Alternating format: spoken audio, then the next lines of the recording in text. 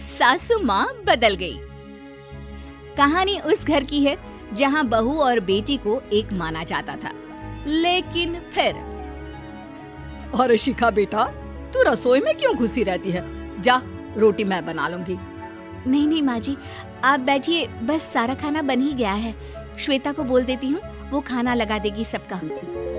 Sorry भाभी, मेरे पास वक्त नहीं है। माँ, मुझे पैसे देना, पार्लर जाना है। हाँ हाँ चली जाना, भाभी को भी ले जाना। वो भी जाने को बोल रही थी पार्लर, पर पहले ना मदद कर दे उसके खाना लगाने में। देख माँ, वो बहू है, उसे बहू रहने देना। इतना सर पर मत चढ़ा भाभी को। श्वेता, ज्यादा मत बोला कर। बहू और बेटी में कोई फर्क नहीं होता है। जा जाकर काम कर। ननद को माँ का भाभी से इस तरह प्यार करना बिल्कुल अच्छा नहीं लगता। वो बार बार किसी न किसी तरह माँ को भाभी के खिलाफ भड़काती रहती, लेकिन कोई फायदा ना होता। एक रोज, अरे बेटे किशन, जा बहू को कहीं घुमा कर ला। सारा दिन घर में काम करती रहती है। हाँ हाँ माँ, हम लोग जा रहे हैं ना गोवा। अच्छा जी, भाभी ने तो हमें बताया भी नहीं। वैसे तो सारी पंचायत करती है, ये गोवा वाली बात क्यों छुपा गई हमसे? अरे क्योंकि उसे खुद नहीं पता था बहन। मुझे टिकट सस्ती मिल रही थी तो मैंने बुक कर दिया। हाँ शिखा, पैकिंग कर ले, संडे हम जा रहे हैं गोवा। दोपहर में शिखा पैकिंग कर रही थी कि सास आ जाती है। ये क्या बहू, साड़ियाँ? अरे गोवा जा रही है घूमने या फिर शादी में मायके हैं? माँ जी, ऐसा कुछ है ही नहीं, समझ में नहीं आ रहा क्या रखूं कपड़े में। अरे तेरी और श्वेता की साइज तो एक ही है। उसके कुछ मॉडर्न कपड़े ले ले, आकर लौटा देना। हाँ माँ जी, ये ठीक रहेगा। शिखा श्वेता के पास जाती है और उससे कपड़े मांगती है। ना जी ना, मैं अपने कपड़े ना दूं। वैसे भी फैल जाएंगे मेरे कपड़े, बहुत महंगे वाले हैं। शिखा मुंह लटकाकर कमरे में आ जाती है तो सास कहती है, चल तैयार हो जा, तुझे मैं शॉपिंग करा कर लाती हूँ गोवा की। बस फिर क्या था, सास बहू निकल जाते हैं मार्केट और एक से बढ़कर एक ड्रेस खरीद कर घर आते हैं। पहले बता देती कि नए कपड़े दिलाने वाली है भाभी को, तो मैं अपने ही दे देती ना भाभी को, मुझे दिला देती नए कपड़े। देख श्वेता, परिवार का मतलब सबके साथ रहना होता है, ना कि सिर्फ अपना सोचना। वैसे भी तुझे अच्छे संस्कार सीखने चाहिए। और रही बात कपड़ों की, तो शिखा, आज से घर पर भी तू मॉडर्न कपड़े ही पहनेगी। कोई जरूरत नहीं है ये साड़ी वाड़ी लपेटने की। अब क्या था, घर पर श्वेता और शिखा एक जैसे रहते। एक बार पड़ोसन आती है। अरे बेटा, अपनी माँ को तो बुलाना जरा, बात करनी है।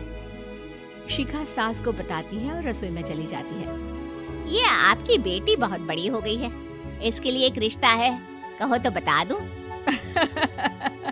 ये बेटी नहीं बहू है, घर में सब एक जैसा ही रहता है। वैसे मेरी बेटी भी बड़ी हो गई है, कोई रिश्ता हो तो जरूर बताना। पड़ोसन रिश्ता लेकर उन लोगों के घर आती है। तब श्वेता की होने वाली सास कहती है, तो ये घर है, कितने मंजिल का है? और ये बहू ने आपकी क्या पहन रखा है, जीन्स टॉप? अरे भाई, साड़ी वाड़ी नहीं है क्या इसके पास? देखिए, सर्दी है तो साड़ी में बहू कैसे मैनेज करती, वैसे पहनती है साड़ी भी।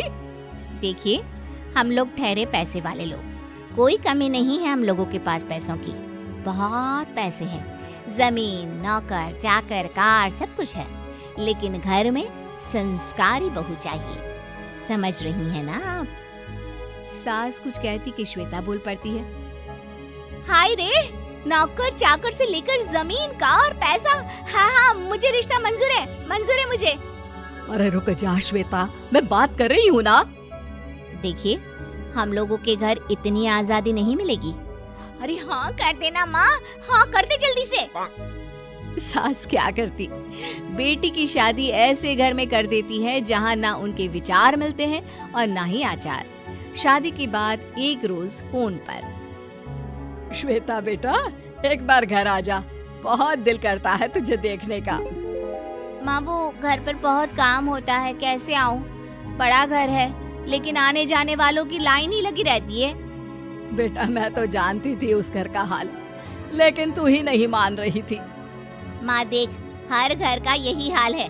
तेरी बेटी को यहाँ घूंघट हटाने की परमिशन नहीं है और एक तरफ भाभी स्कर्ट पहनकर घूम रही है। बेटा मुझे क्या पता था कि मेरी बेटी को ससुराल के नाम पर पिंजरा मिल जाएगा। अच्छा माँ, फोन रखती हूँ, सास को गर्मा गर्म रोटी खिलानी है। तुम लोगों की तरह नहीं कि एक रोटी बनाओ, एक सब्जी बनाओ, फिर सारा दिन फ्री होकर घूमो। सास फोन तो रख देती है, लेकिन सोच में पड़ जाती है कि एक तरफ बेटी जिसे कोई आजादी नहीं, वहीं दूसरी तरफ बहू जिसे देखकर लगता ही नहीं कि उसकी शादी भी हुई है। अगले रोज। शिखा, अरे ओ शिखा। हाँ माँ, क्या हुआ? कुछ चाहिए आपको? मैं जिम जा रही थी। जिम के कपड़ों में बहू को देखकर सास को घूंघट में अपनी बेटी का ख्याल आता है। देख बहू, घर में बहू की तरह रहा कर। इतने टाइट कपड़े पहनकर जिम जाना पसंद नहीं मुझे। जा जाकर रोटी बना। रोटी? माँ अभी तो शाम की 6 बजे हैं, इस वक्त रोटी? अब क्या मेरे खाने पीने पर भी पहरा है? अरे जब मर्जी तब मैं अपने घर में खा भी नहीं सकती क्या? बहू को अजीब लगता है। वो समझ नहीं पाती कि जो सास कल तक इतनी सपोर्टिव थी, उन्हें अचानक से क्या हो गया। वो किचन में जाती है, गरम रोटी के साथ 2 तरह की सब्जी, रायता, सलाद सब लेकर सास के पास आती है। माँ जी, खाना। इतना सारा खाना? राक्षस समझा है क्या मुझे? रोटी मांगी थी मैंने गर्मा गर्म बस। पर माँ जी, रोटी खाती किससे आप? सब्जी तो बनानी थी ना। अरे भूख मर गई मेरी तेरी बहस से। जा जाकर काम कर, अंदर पूरी रसोई साफ कर। बहू अंदर चली जाती है।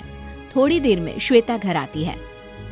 अरे शिखा, जल्दी से चाय ला, पकवान बना, मेरी बेटी आई है। अरे नहीं नहीं माँ, ड्राइवर बाहर खड़ा है। मैं तो घर का कोई सामान खरीदने के बहाने यहाँ आ गई हूँ, मुझे जाना होगा। अरे बेटा, पर कितने दिनों बाद देख रही हूँ तुझे, रहने आ जाना 2-4 दिन के लिए। आ जाऊंगी माँ, जब मेरी सास मरेगी तब। मैं तो रोज मन्नत मानती हूँ कि मेरी सास मर जाए तो अच्छा है। अच्छा चल, जा रही हूँ माँ। हे भगवान, कैसे कैसे दिन देखने पड़ रहे हैं मेरी बेटी को। सास अंदर जाती है, जहाँ श्वेता की जिम वाली सहेली का फोन आया होता है। क्या बात है, आज जिम नहीं आई? अरे पता नहीं यार, आज माँ को क्या हो गया अचानक। पर खैर कोई नहीं, लगता नहीं कि मैं अब जिम आ पाऊंगी। शिखा स्पीकर पर बात कर रही थी, जिसे सास सुन रही थी। यार ये सास ना होती ही ऐसी है। मैं तो कहती हूँ बुढ़िया जल्दी मरे और तू आराम से जिए। शिखा को सहेली की बात पर गुस्सा आ जाता है। माँ के मरने की कौन सा बच्चा दुआ मांगता है मोहिनी? आगे से ऐसी बात मेरे सामने मत करना। हमारे घर की शोभा ही माँ है। क्या हुआ जो थोड़ी सख्ती दिखा रही है? उसमें भी कोई ना कोई उनकी भलाई ही होगी। मैं तो कहती हूँ भगवान मेरे जैसी सास सबको दे, जो सिर्फ माँ की तरह है। सास वाली तो कोई बात ही नहीं है उनमें। सास ये बात सुन रही थी। उनकी आंख में आंसू आ जाते हैं कि क्यों वो बेटी की किस्मत में बहू को भी भागीदार बना रही थी।